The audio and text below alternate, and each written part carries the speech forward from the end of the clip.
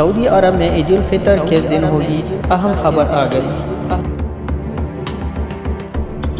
Saudi अरब में ईद उल फितर हफ्ते के रोज़ होने का इम्कान है। सऊदी खैबर एजेंसी की रिपोर्ट के मुताबिक सऊदी अरब में शवाल का चांद देखने के लिए रिवायत हिलाल कमेटी का इजलास जुमेरात को होगा। रिपोर्ट के मुताबिक जुमेरात को शवाल का चांद नजर आने का इम्कान कम है।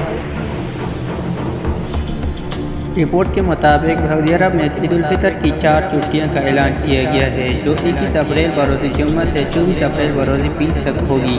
ताहम सऊदी अरब के मरकज़ी बैंक ने तातीलात का ऐलान करते हुए कहा कि बैंकों में पब्लिक डीलिंग 17 अप्रैल से बंद हो जाएगी और 25 अप्रैल से बैंक दोबारा खुलेगी।